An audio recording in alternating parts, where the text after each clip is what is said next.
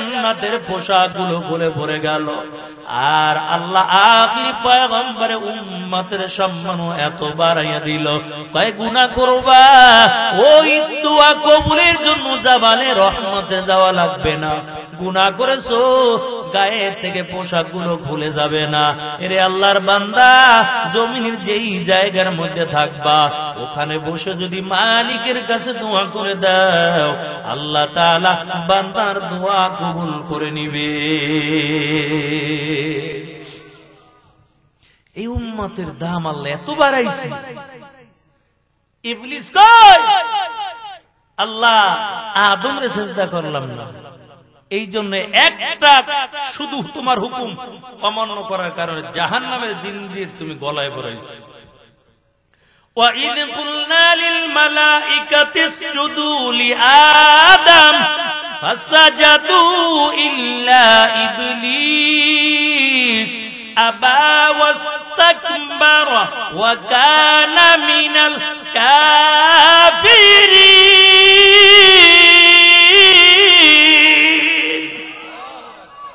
শুধু একটা হুকুম অমান্য করছে, একটা হুকুম। আল্লাহ তাআলা লাআনতের জিনজিরটা গলায় পরাই দিছে। ইবলিস ডাকতে কই মালিক আদমকে সিজদা করলাম না, এই জন্য জাহান্নামের শিকল পরাইছো। আয় আল্লাহ, তবে আমাকে ক্ষমতা দিয়ে দাও। আয় আল্লাহ, আমার হায়াতটাও তুমি লম্বা কইরা কিয়ামত পর্যন্ত নেবা। কিয়ামত যতদিন কায়েম না হবে ততদিন আগে যেন আমার মৃত্যুটা না হয়। আল্লাহ কে যাও, ইবলিস যাও, তোমার দোয়া আমি কবুল করলাম। আল্লাহ তাতেও হবে না, আরো পাওনা আছে, কি চাও? ইবলিস ডাকতে কই মালিক তোমার বান্দাদেরকে ধোঁকা দিয়ে দিন জাহান্নামে নিব। ধোঁকা দেওয়ার শক্তি আল্লাহ তুমি আমাকে দিয়ে দাও, আমি যেন তোমার বান্দাকে ডান দিক থেকে ধোঁকা দিতে পারি। আল্লাহ কা যাও, আমি তোমাকে শক্তি দিলাম। আল্লাহ বাম দিক থেকে যেন তোমার বান্দাকে ধোঁকা দিতে পারি। আল্লাহ বলে যাও, ক্ষমতা দিয়ে দিলাম। আয় আল্লাহ, সামনের থেকেও যেন ধোঁকা দিতে পারি, পিছন থেকেও যেন ধোঁকা দিতে পারি। আল্লাহ কা যাও, ক্ষমতা দিয়ে দিলাম। আমার বান্দাকে ডানে বামে সামনে পিছনে থেকে ধোঁকা দিতে পারবা। ইবলিস তো বড় খুশি হয়ে গেল, কারণ চারদিক থেকে যদি ধোঁকা দেই বান্দার কোনো উপায় থাকবে না, আমি ধোঁকা দিয়া দিয়া গুনাহ করাইয়া জাহান্নামে পাঠাবো। আল্লাহ ডাক দিয়ে কই ইবলিস, তবে চারদিক থেকে চেয়েছো, আমি তোমার কথা মেনে নিলাম। তবে ইবলিস একটা দিকের কথা কিন্তু বলো না, তুমি ডানে বলছো, বামে বলছো, সামনে পিছনে বলছো। এর ইবলিস উপরের দিকটা কিন্তু খোলা, উপরের দিকের কথা আমার কাছে তুমি বলো নাই। আমার বান্দাকে চারো দিক থেকে ধোঁকা দিয়া গুনাহ করাইবা। উপরের দিকে হাত দুইটা বাড়াইয়া বান্দা যখন খাটি দিলে তওবা করে নিবে, আমি আল্লাহ রহমতের দরজা খুলিয়া আমার বান্দার জীবনে সব গুনাহগুলো মাফ করে দিব। এরে মুমিন মুসলমান আল্লাহর গোলাম, আল্লাহ ওই জাবালে রহমতে আল্লাহ আমাদের পাঠাবে না। আদম নবীর মতো দোয়া কবুলের জন্য জাবালে রহমতে যাওয়া লাগবে না। যেই জায়গায় থাকবো ওখানে বসে যদি ঘাটি দিলেন তওবা করে নি, আল্লাহ দোয়া কবুল করে নিবে। এরে আল্লাহর বান্দা, কারণ এই নবীর উম্মতের আল্লাহ সম্মান বড় বাড়াইয়া দিয়েছে। কারণ মায়ের নবী যখন দুনিয়ার থেকে বিদায় হয়ে যাবে, ওই আজরাইল আইসা নবীর ঘরের সামনে আইসা সালাম দেয়। সালাম দেওয়ার পর ফাতেমা ডাক দিয়া কয়, আব্বাজান, এমন একজন লোক আজকে ঘরের দরজার সামনে দাঁড়ানো, জীবনে কোনদিন দেখি নাই, এমন আওয়াজও কোনদিন শুনি নাই। ও পয়গম্বর, এই লোকটা ঘরে ঢোকার জন্য অনুমতি চায়, আপনি যদি অনুমতি দেন ঘরে ঢুকবে। আল্লাহর নবী ডাক দিয়া কয়, মা ফাতেমা, তবে বাধা দিও না, নিষেধ করেও কোনো লাভ হবে না। যেই ব্যক্তি এখন আমার ঘরের দরজার সামনে দাঁড়ানো, এই ব্যক্তি অন্য কেহ না, এই ব্যক্তি হলো মালাকুল মউত আজরাইল হাজির হয়ে গেছে। আরে ফাতেমা ঘরের দরজা খুলে দাও, আসতে দাও, বাধা দিও না। তবে এই ব্যক্তি একবার যার কাছে আসে দ্বিতীয়বার আর আশা লাগে না। এই ব্যক্তি ঘরের মধ্যে ঢোকার জন্য কারো অনুমতি লাগে না। তবে আমি রাসূলের সম্মানার্থে অনুমতি চাই, তুমি বাধা দিও না। ফাতেমা রাদিয়াল্লাহু তাআলা আনহা বুঝা ফেলাইছে আমার আব্বা জান আর বুঝি দুনিয়ার জমিনে বেশি দিন বাঁচবে না। ফাতেমা চোখের পানি ছেড়ে দিয়ে কাঁদে আর বলে, আব্বা জান আপনি যদি দুনিয়া থেকে বিদায় হয়ে যান, আমি কাকে আব্বা বলে ডাক দিব? আমার হাসান হুসাইন কার কাছে যাবে? কার গলা জড়াইয়া তারপরে এমন করে আদর পাবে? আব্বা একটু বলে, আপনি দুনিয়া থেকে যদি বিদায় হয়ে যান, আমার কলিজার টুকরা দুইটা সন্তান কাকে নানা বলে ডাক দিবে? এমন করে করে ফাতেমার কান্নার আওয়াজ মায়ার নবী ডাক দিয়া বলে, রে ফাতেমা তবে কান্না করিও না, তোমার কানটা একটু আস্তে করে আমার মুখের সঙ্গে লাগাও। যখন ফাতেমার কানটা মায়া নবীর মুখের কাছে আনলো, আল্লাহর নবী ডাক দেয়া কয়, ও ফাতেমা তবে আমি নবী দুনিয়া থেকে বিদায় হওয়ার পর সর্বপ্রথম জান্নাতে তোমার সঙ্গে দেখা হয়ে যাবে। ফাতেমার কান্না বন্ধ হয়ে গেল। আম্মা জান আয়েশা ডাক দিয়া বলে, ও ফাতেমা তোমার বাবার জন্য কান্না করলা, আবার তোমার কান্না বন্ধ হয়ে গেল। তোমার আব্বা জান তোমাকে কি সুসংবাদ শুনাইলো? ফাতেমা রাদিয়াল্লাহু তাআলা আনহা বলেন, আম্মা জান আমার আব্বা জান বলেছেন, আব্বা জান দুনিয়া থেকে বিদায় হওয়ার পর আমার সঙ্গে আব্বার সঙ্গে সাক্ষাৎ হয়ে যাবে। আমি বুঝতে পারলাম আমার বাবা দুনিয়া থেকে বিদায় হওয়ার পর সর্বপ্রথম আমাদের বংশ হইতে আগে আমি দুনিয়া থেকে বিদায় হব, আর জান্নাতের মধ্যে বাবার সঙ্গে সাক্ষাৎ হয়ে যাবে। এই জন্য আমি কান্না বন্ধ করে দিলাম। ফাতেমা ঘরের দরজাটা খুলে দিল। আজরাইল ঘরের মধ্যে ঢুকে গেল সালাম দিয়া। আমার মায়া নবীকে ডাক দিয়া বলে, পয়গম্বর তবে আল্লাহ পাঠাইছেন আর জানতে চেয়েছেন আপনি কি দুনিয়ার জমিনে থাকতে চান না আল্লাহর কাছে যেতে চান? মায়ার নবী ডাক দিয়ে বলে, আজরাইল তুমি শুনো, আমি যদি দুনিয়া থেকে বিদায় হয়ে যাই, বলো আমার গুনাহগার উম্মতদেরকে কে দেখবে? আমার গুনাহগার উম্মত গুলো গুনাহ করবে না জানি আল্লাহ বড় বড় গজব দিয়ে ধ্বংস করে দেয়। বলো আমার গুনাহগার উম্মত গুলো কে দেখবে বলো? আজরাইল চুপ করে আছে। মায়ার নবী ডাক দিয়া বলে, আজরাইল তবে আমি এখনো কিছুই বলতে পারবো না যতক্ষণ পর্যন্ত জিবরাইল আমিন আমার কাছে না আসবে। জিবরাইল আমিন এসে হাজির হয়ে গেল। জিবরাইলের চোখের মধ্যে পানি দেখা যায়। আল্লাহ নবী ডাক দিয়া কয়, জিবরাইল তুমি কেন কাঁদো? জিবরাইল কয়, পয়গম্বর আমি কোন নবীর কাছে 2 বার আসলাম, কারো কাছে 5 বার 7 বার আসছি, কারো কাছে 100 বার, কারো কাছে আমি 300 বার আসছি, কিন্তু আপনার 63 বছর জিন্দেগীর মধ্যে আমি জিবরাইল 1 বার আর 2 বার না 24টা হাজার বার পর্যন্ত আইসা আপনার সঙ্গে সাক্ষাৎ করেছি। ও পয়গম্বর আপনি যদি দুনিয়া থেকে বিদায় হয়ে যান, আমি জিবরাইল কার কাছে আসবো বলেন? এই জন্য আমি কান্না করতেছি।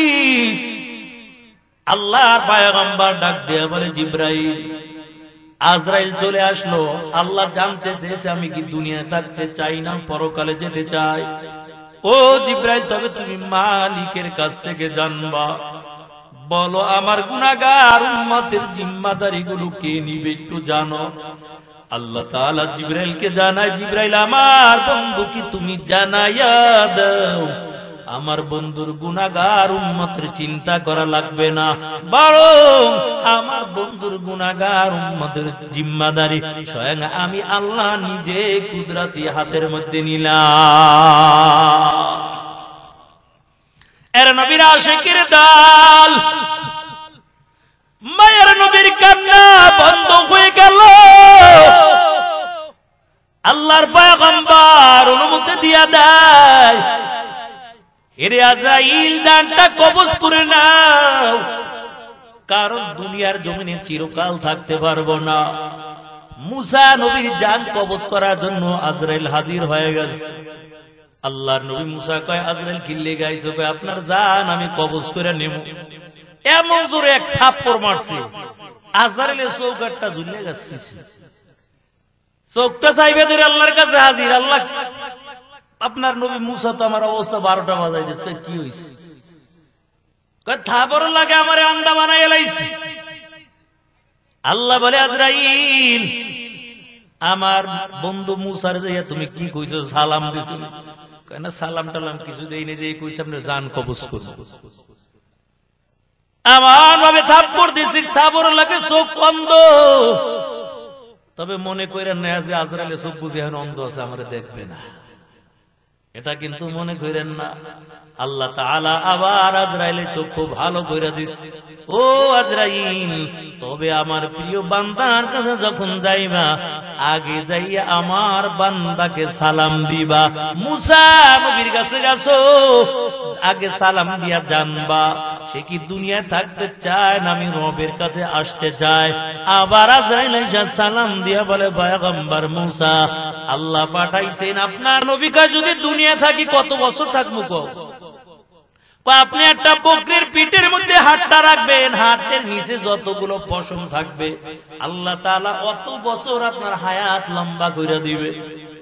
তারপর কি হইবে? তারপর মরণ লাগবে। মুসা নবী কয়, তাহলে আর বাইসা লাভ কি? মরণ তো একদিন লাগবে, আল্লাহ যেহেতু চাই এখন নিতে আমি রাজি আছি। মায়ার নবী ডাক দিয়া কয়, আজরাইল দুনিয়ায় যেহেতু থাকার জায়গা না, আর আমার উম্মতের জিম্মা আল্লাহ নিয়েছে, আজরাইল আমার জানটা কবজ করার জন্য তোমাকে অনুমতি দিলাম। আজরাইল মায়া নবীর অনুমতি পাওয়ার পর একটা হাত যখন মায়া নবীর বুকের মধ্যে রাখলো, আল্লাহর পয়গম্বর চোখের পানি ছেড়ে দিয়ে আবার কান্না করা শুরু করলো। আর ডাক দিয়া বলে, আজরাইল আমার বুকের মধ্যে তুমি কি দিয়া চাপা দিছো? এরে আজরাইল আমি কষ্ট সইতে পারি না, বলো কি দিয়া চাপা দিয়েছো? আজরাইল আমার মনে হয় আরবের বড় বড় পাথর গুলো দিয়া আমার বুকটার মধ্যে চেপে ধরছো। আজরাইল ডাক দেয়া বলে, পয়গম্বর আপনার বুকের মধ্যে আমি আরবের বড় পাথর দিয়া চাপা দেই নাই। আল্লাহ নবী বলে, তাহলে আমার কেন এত কষ্ট হয়? কি দিয়া চাপা দিয়েছো বলো? আজরাইল ডাক দিয়া বলে, পয়গম্বর শুধু একটা আমার হাত আপনার বুকের উপর রেখে দিলাম। আল্লাহ নবী ডাক দিয়া কয়, আজরাইল একটা হাত মাত্র রাখছো, কিন্তু আমার মনে হয় আরবের পাহাড় বুঝে আমার বুকের উপর দিয়ে সাইফা ধরছো। এরে আজরাইল আমাকে এত কষ্ট দিয়ে আমার জানটা কবজ করতেছো, আমার গুনাহগার উম্মতের জান কি এত কষ্ট দিয়ে কবজ করবা? এরে আজরাইল আমার উম্মত গুলো থাকবে বড় দুর্বল, যত তোমার মনে চায় আমাকে কষ্ট দাও, তারপর আমার গুনাহগার উম্মতকে কষ্ট দিও না। এরে মুমিন মুসলমান আল্লাহর গোলাম, শেষ বিদায় বেলা মায়ের নবী ফাতেমার চিন্তা করলো না, শেষ বিদায় বেলা আল্লাহর পয়গম্বর হাসান হুসেনের চিন্তা করলো না, শেষ বিদায় বেলা মায়ার নবী নিজের বিবিদের চিন্তা করলো না। শেষ বিদায়ের সময় আল্লাহর পয়গম্বর আল্লাহর কাছে উম্মতের জন্য দোয়া করে, এরে আল্লাহর বান্দা ওই নবীর সুন্নাত তুমি মানতে পারো না, কিয়ামতের ময়দানে মালিকের সামনে দাঁড়াইয়া কি জবাব দিবা? ওই দুনিয়ার জমিনে রাসূলকে ভালোবেসে যারা মাথায় টুপি পরবে, লম্বা জামা পরিধান করবে, রাসূলের সুন্নাত তরিকায় চলবে, ওই কিয়ামতের ময়দানে ওই সূর্যের তাপগুলো এই বান্দার মাথার মধ্যে লাগবে না। মায়ার নবী আম্মা জান আয়েশার ঘরের মধ্যে শায়িত, আল্লাহর পয়গম্বর আরাম করতেছে। হঠাৎ করে কানের মধ্যে একটা আওয়াজ, ও পয়গম্বর আপনি কি আরাম করতেছেন না উম্মতের জীবন শেষ করে দিতেছেন? আল্লাহর পয়গম্বর গভীর রাতে ঘর থেকে বের হয়ে গেল, কি ব্যাপার? এমন আওয়াজ কোথা থেকে আসলো? আমার উম্মতের জীবন শেষ হয়ে যাবে, এটা আমি চাই না। আল্লাহর নবী ঘর থেকে বের হয়ে যায়, ওই জঙ্গলে যাইয়া নবী সিজদায় পড়ে কাঁদে আর বলে, আল্লাহ তুমি আমার উম্মতদেরকে বাঁচাও, আল্লাহ তুমি আমার উম্মতকে মাফ করে দাও। সকালবেলা বাসায় নবীর ঘরের কিনারায় আবু বকর হাজির হয়ে গেছে। মসজিদে নববীর মধ্যে সাহাবায়ে কেরাম অপেক্ষা করতেছে, কেন রাসূল যায় না? আম্মা জান আয়েশা ডাক দিয়া বলে, সাহাবায়ে কেরাম তবে শুনো, আল্লাহ নবী তো গভীর রাতে ঘর থেকে বের হয়ে গেছে। কই গেল মায়ের নবী? নাই, নবী নাই, নবী কই? নবীকে খোঁজার জন্য আবু বকর বের হয়ে গেল, নবীকে খোঁজার জন্য ওমর ওসমান আলী বের হয়ে গেল। না জানি মক্কার আরবের কাফেরের দল আমার নবীকে কতল করে দিল। আমার নবী কই? গভীর রাতে যখন ঘর থেকে বের হয়ে গেছে, না জানি কাফেররা আমার মায়ের নবীকে হত্যা করে ফেলাইছে। সাহাবায়ে কেরাম আমার নবীর জন্য বড় পাগল পারা হয়ে গেছে, আমার নবীকে খুঁজে পায় না। এরে আল্লাহর বান্দা, হাসান হুসাইন দুইটা ভাই কান্না করে নানার জন্য, ফাতেমা চোখের পানি ছেড়ে বাবার জন্য কান্না করে। না জানি আমার আব্বাকে দুনিয়ার জমিনের মধ্যে কাফেরের দল কত করে ফেলাইছে। আমার বাবা কয়, বাবার জন্য ফাতেমার কান্নার আওয়াজ, হাসান হুসাইন দুইটা ভাইয়ের কান্নার আওয়াজ। সাহাবায়ে কেরাম চোখের পানি ছেড়ে দিয়া কাঁদে, কারণ নবীকে না দেখলে সাহাবায়ে কেরামের ভালো লাগতো না। এরে আল্লাহর বান্দা, সকাল হয়ে গেল, আবু বকর ওসমান আলী আমার নবীকে খোঁজা শুরু করলো। খুঁজতেছে, আমার নবীর কোনো খবর নাই, নবী কোথায় গেছে নবীকে পায় না। ওমর আবু বকর হাঁটতে হাঁটতে মরুভূমির পথ দিয়ে চলতেছে। কিছু দূর যাওয়ার পর নজর করে দেখতেছে একজন রাখাল আল্লাহর বান্দা বসে বসে চোখের পানি ছেড়ে দিয়া কান্না করে। আবু বকর ডাক দিয়া বলে, ভাই তুমি কেন কাঁদো? তোমার দিলের মধ্যে কি দুঃখ বলো? আমিরা তো কান্না করি আমার নবীকে পাই না, তুমি কেন কাঁদো? রাখাল ডাক দিয়া কয়, ওমর আবু বকর তোমরা তো নবীর জন্য কাঁদো, তবে আমার দিলের মধ্যে কি দুঃখ তুমি জানতে চাও? এই যে উটগুলো দেখো, ভেড়া বকরিগুলো দেখো, আমি একজন মালিকের চাকরি করি। এই ভেড়া বকরি দুম্বার পেট ভরাইয়া ঘাস খাওয়াইয়া তারপর যখন সন্ধ্যাবেলা মালিকের কাছে হাজির হয়ে যায়, আমার মালিক আমাকে কিছু খেজুর দেয়। এই খেজুর গুলো আমি বাড়ি নিয়ে যাই, আমার বৃদ্ধ মা খায়, আমার স্ত্রী খায়, আমার সন্তান খায়। আজকে 3টা দিন হয়ে গেল ঘরের মধ্যে খাবার নাই, কারণ ওই জঙ্গলার মধ্যে একটা পাগল আইসা সিজদায় পড়ে কান্না করে। এরে আবু বকর, এরে ওমর, আর এই উট বকরি ভেড়া গুলো জঙ্গলার দিকে শুধু তাকাইয়া তাকাইয়া দেখ কাঁদতে থাকে, একটা বারের জন্য ঘাসের মধ্যে মুখ লাগায় না। এরে আল্লাহর বান্দা, ওই রাখাল চোখের পানি ছেড়ে দিয়ে কাঁদে আর বলে, ওমর যদি তোমরা পারো ওই পাগলটাকে জঙ্গলার থেকে তাড়াতাড়ি উঠাইয়া নিয়ে যাও, কারণ আমার সন্তানগুলোর মুখের মধ্যে আমি খাবার দিতে পারি না, আমার বিবি খাইতে পারে না, আমার মার মুখের মধ্যে আমি খাবার দিতে পারি না।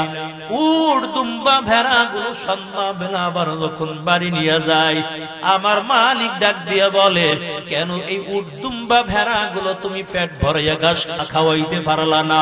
আমার কে কোনো খেজুর দেয় না, আমার সন্তানের মুখেও খাবার দিতে পারি না।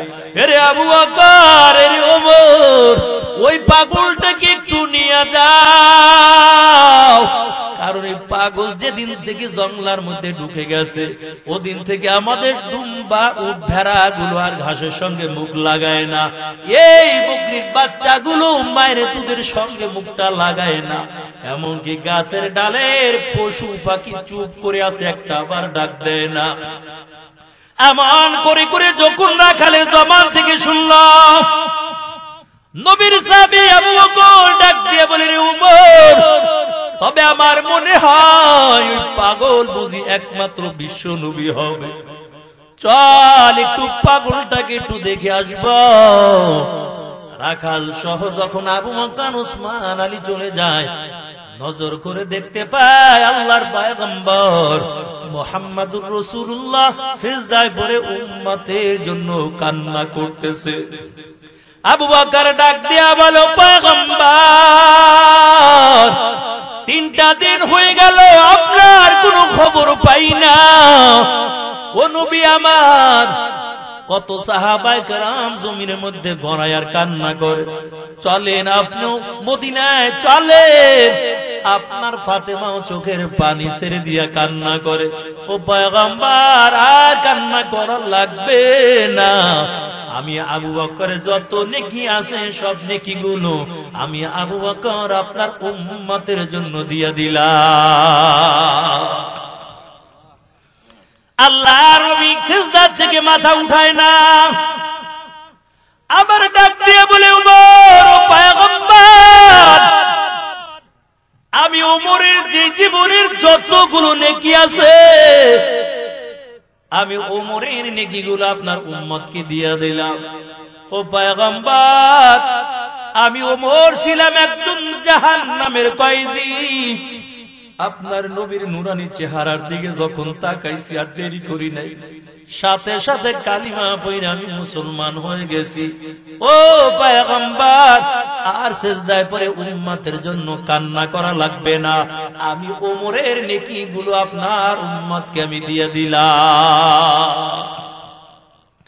তারপর মায়ার নবী সিজদা থেকে মাথা উঠায় না, সিজদায় পড়ে কান্না করে আর উম্মতি উম্মতি বলে কাঁদে।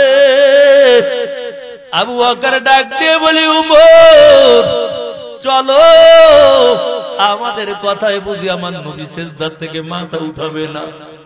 এরে উমর, তাড়াতাড়ি চলো, নবীজির কলিজার টুকরা ফাতেমাকে আনবো, না হয়তো হাসান হুসাইনকে আনবো। ওমর আবু বকর চলে যায়, হাসান হুসাইন 2টা ভাইকে নবীর কিনারা দাঁড় করাইয়া দেয়, আর ডাক দিয়া বলে, পয়গম্বর সিজদা থেকে মাথা উঠা। ফাতেমাও কান্না করে আর বলে, আব্বা জান, আর উম্মতের জন্য কান্না করা লাগবে না, আপনি সিজদা থেকে মাথা উঠাইয়া দেন। একটু নজর দিয়া দেখেন আপনার 2টা নাতি হাসান হুসাইন চলে আসছে। আব্বা জান, আমার 2টা সন্তান হাসান এবং হুসাইনকে আপনার উম্মতের জন্য আমি কুরবান করে দিলাম। যে হাসান হুসাইনের জন্য আপনি বড় পাগল, মায়া নবী মসজিদের নববীর মধ্যে বসা। ওমর ডাক দিয়া বলে, আমি নজর করে দেখলাম হাসান এবং হোসেন 2টা ভাই তাড়াতাড়ি চলে আসে, আমার নবীর কিনারায় বসে গেল। ডাক দিয়ে বলে, ও নানা জান, আমাদের ঘোড়া কিনা দেন, আমাদের মনে চায় একটু ঘোড়ায় চলবো। আল্লাহ নবী ডাক দিয়া কয়, তোমার আব্বুর কাছে বলো তোমার আব্বু ঘোড়া কিনা দিবে। হাসান হুসাইন ডেকে বলে, ও নানা যান, বাবার কাছে বললাম, বাবায় ঘোড়া কিনে দিল না। নবী বলেন, তোমার মা ফাতেমার কাছে বলো, তোমার মা কিনে দিবে। হাসান হুসেন আবার ডাক দিয়া বলেন, নানা যান, আমার মায়ের কাছেও বললাম, আমার মাও ঘোড়া কিনা দেয় নাই। আমার মা আপনার কাছে পাঠাইলো, আপনি আমাকে ঘোড়া কিনা দেন। আল্লাহর নবী হাসি দিয়া বলে, ও হাসান হুসাইন, কেমন করে আমি ঘোড়া কিনা দিব? তবে শুনো, আমি নবী ঘোড়া হয়ে যাই, তোমরা দুইটা ভাই আমার পিঠের মধ্যে বসে যাও। আমার নবী ঘোড়ার মতন ভান ধরে বসে আছে, হাত দুইটার সামনে দিয়া রাসূল ঘোড়ার মতন অভিনয় করতেছে, আর হাসান হুসাইন দুইটা ভাই আমার নবীর পিঠের মধ্যে বসে গেছে। এবার পিঠের মধ্যে বসার পর ডাক দিয়া কয়, ও নানা যান, কেমন ঘোড়ার উপর চললাম, যে ঘোড়ার উপরে কোনো লেগাম পাই না। কারণ আমি দেখলাম যারা ঘোড়ার উপর চলে, ঘোড়ার লাগাম ধরে তারপর লড়াইতে থাকে। আমাদের এমন একটা ঘোড়ার পিঠের উপর বসলাম যে ঘোড়ার মধ্যে লাগাম নাই। আল্লাহ নবী বলে, হাসান হুসাইন, তোমরা ঘোড়ার লাগাম পাও না, তবে হাত দুইটা দাও। যখন হাত দুইটা সামনের দিকে বাড়াইয়া দেয়, নবীজি বলেন, আমার দুই পাশ থেকে আমার কান দুইটা ধরাও। এই কান দুইটাই হলো এই ঘোড়ার লাগাম। এই হাসান হুসাইনকে আল্লাহর নবীর কিনারায় দাঁড় করাইয়া দেয়। এরে নবীর আশিকের দল, এই নবী উম্মতের জন্য কেমন কান্ডারি, উম্মতের জন্য বড় পাগল। আর আজকে নবীর আদর উম্মত হইয়া নবীর কলিজার মধ্যে আঘাত দাও। এরে আল্লাহর বান্দা, ওই অন্ধকার কবরে যাওয়ার পর কোন নেতার পরিচয় কিন্তু চলবে না, কোন পীরের পরিচয় কিন্তু চলবে না, কোন বংশের লোক কোন পরিচয় চলবে না, কোন দলের লোক কোন পরিচয় চলবে না। আমল যদি ভালো হয় আর যদি নেক আমল নিয়ে কবরে যাও, আল্লাহ তাআলা ওই কবরটাকে জান্নাতের বাগান বানাইয়া দিবে। আল্লাহর পয়গম্বর দুনিয়া থেকে বিদায় হয়ে গেল। 6টা মাস পর ফাতেমাও দুনিয়া থেকে বিদায় হয়ে যাবে।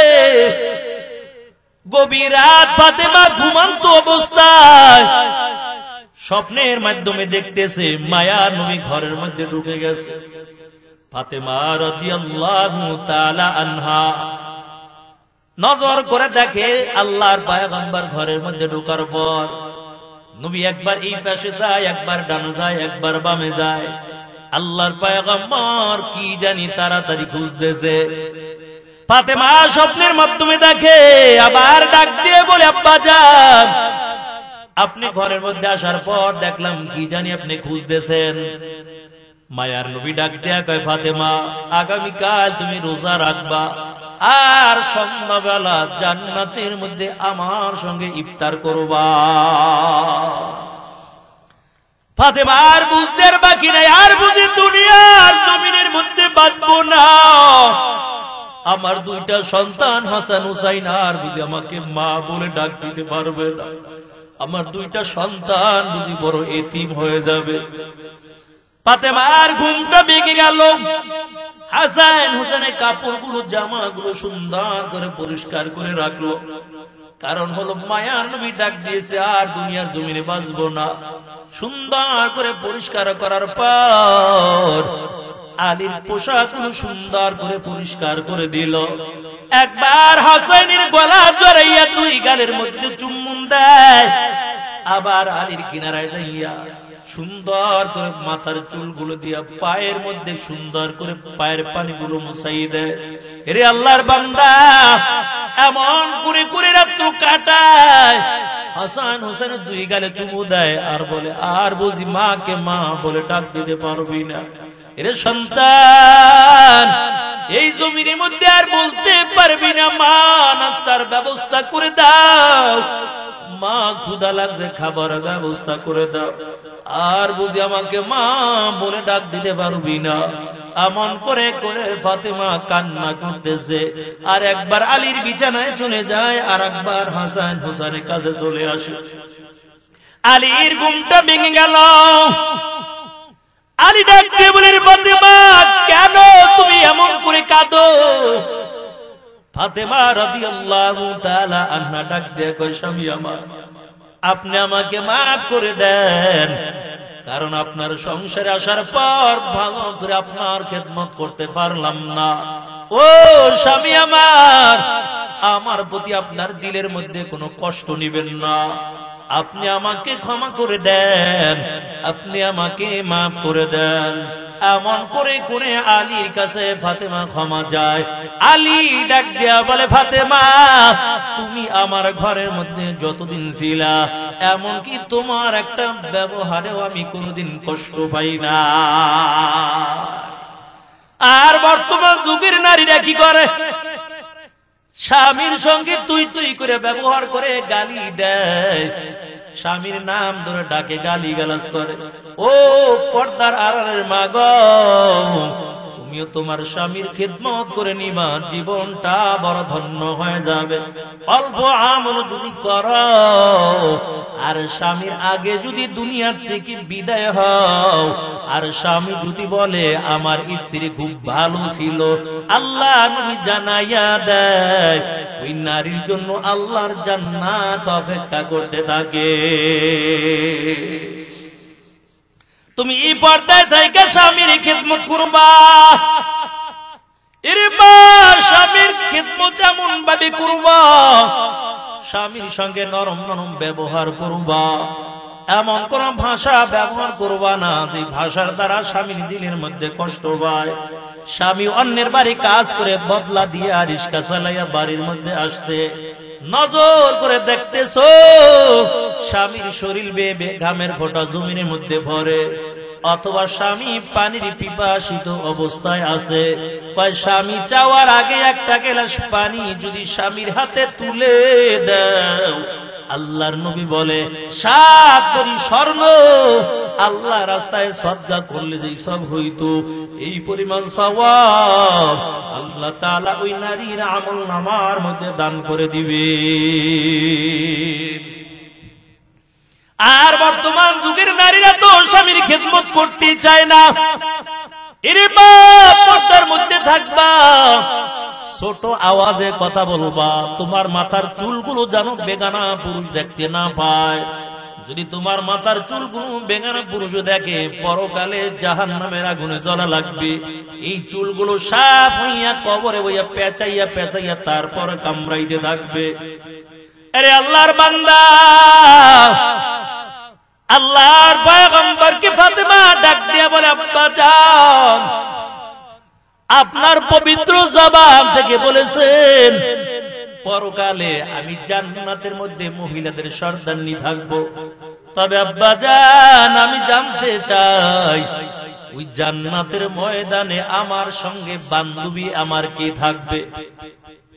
আল্লাহ নবী ডাক দিয়ে বলে, ও ফাতেমা, তবে শুনো, ওই জান্নাতের ময়দানে তোমার বান্ধবী হবে একজন কাঠুরিয়ার স্ত্রী। ফাতেমা ডাক দিয়া, আব্বা জান, ওই কাঠুরিয়ার স্ত্রী কি আমল করে আমার মালিককে রাজি কইরা ভালাইছে? একটু ঠিকানা দেন, কোথায় থাকে, কোন এলাকায় বসবাস করে বলেন, আমি একটু দেখা করতে চাই, আমি দেখবো কি আমল দিয়া আল্লাহকে রাজি করছে। আল্লাহ নবী ডাক দিয়া কয়, ফাতেমা, যেই নিয়ামত আল্লাহ জান্নাতের মধ্যে দান করবেন, ওই নিয়ামত দুনিয়ায় দেখার দরকার নাই, আল্লাহ তাআলা জান্নাতের মধ্যে পরিচয় করাইয়া দিবে। মুসা নবীকে আল্লাহ জান্নাতে থাকবো, তবে জান্নাতে আমার বন্ধু কি হইব?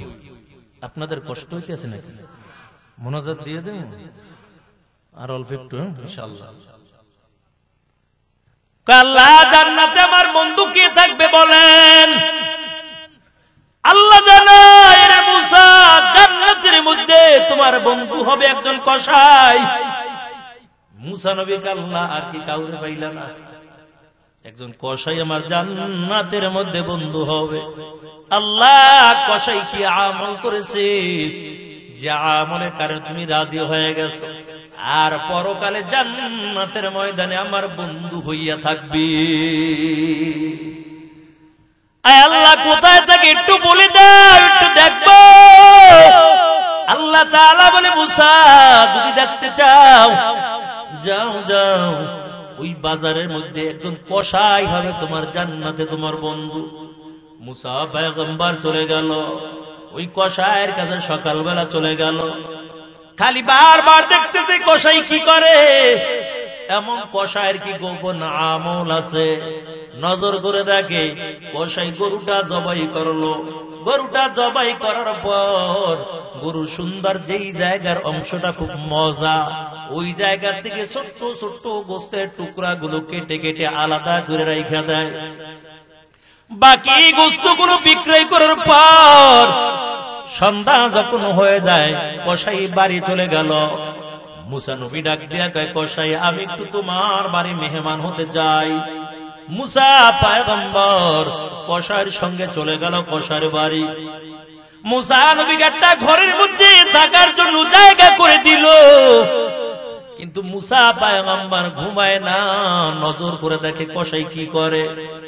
দেখতেছে গোস্তটুকু সুন্দর করে রান্না করলো, নিজের হাত দিয়ে সুন্দর করে রান্না করে। নিজের একজন বুড়ি মা ছিল বিছানার মধ্যে, এই সুন্দর করে গোস্তটুকু রান্না করে মাকে ঘুম থেকে জাগাইলো। মাকে ঘুম থেকে জাগানোর পর এই গোস্তের টুকরা গুলো মায়ের মুখের মধ্যে দেয়।